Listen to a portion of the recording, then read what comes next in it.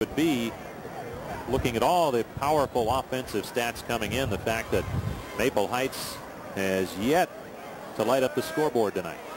No, they haven't, and really their running game just has not gotten going, and that's a credit to the Lake Catholic defense.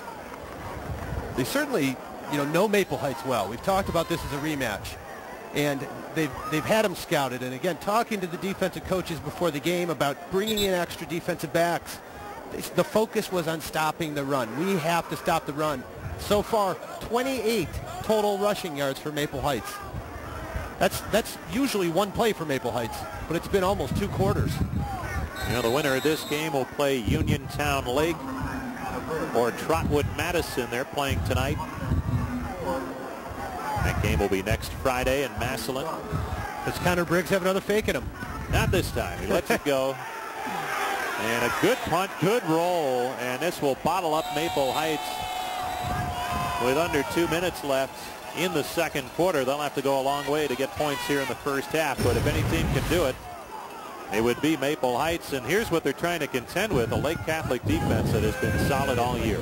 Yeah, 4 shutouts against a tough schedule, but the 54 sacks, 19 interceptions, and 24 fumble recoveries. They don't keep stats for hard hits and physical play, but 24 fumble recoveries, that's a good indication that these guys have tough hitting and physical play. So Shaq Washington goes to work from his own 16. He has 4 wideouts to the near side, and now they change the play. It's not a formation you see very often.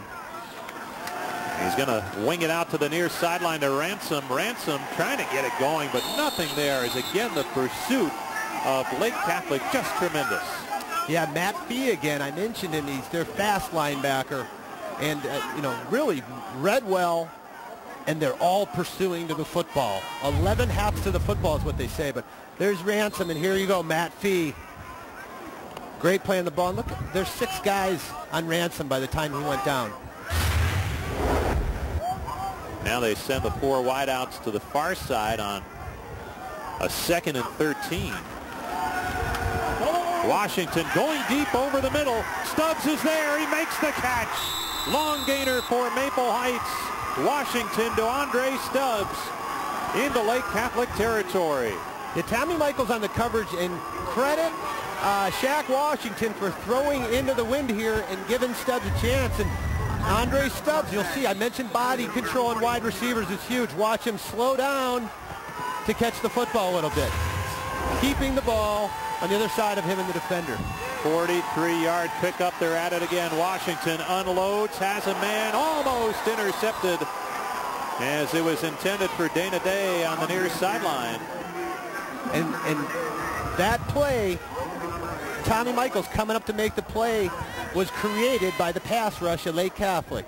Shaq Washington had to scramble. He never got to reset his feet to really put the zip on the ball that you need on one of those hitch or curl routes. So it's 2nd and 10. Time winding down here in the first half. Just 33 seconds left. Maple Heights trying to get on the scoreboard, trailing by 10. Washington with the 5 receivers in the pattern. Throws over the middle, has a man open. The catch is made. The takedown at the 30. Levon Perkins with the catch. And they move the chains again with 25 seconds left in the half. Now remember, Maple Heights does not have the kicking game that Lake Catholic does. So the field goal, not a big part of their equation. Washington looking over the middle again, has Day. Open running room after the catch. Still on his feet. Touchdown Maple Heights. What work after the catch by Dana Day to get into the end zone. And we were just talking about the Maple Heights offense and asking where it was. Well, we just found out. And they did it on the passing of Shaq Washington. And you talk about individual efforts and making something happen after the catch.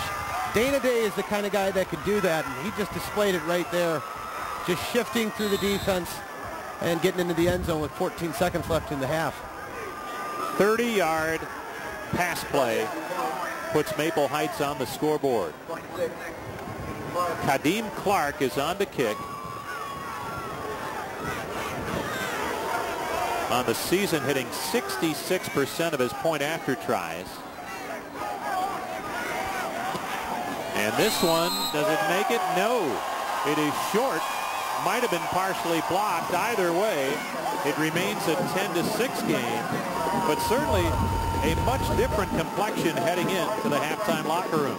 Yeah, here you see Dana Day, just a slant, and then it's all him from here, just weaving in and out. And you're going to watch from Shaq's eyes here, just real short. Get it to your guys and let them make the plays.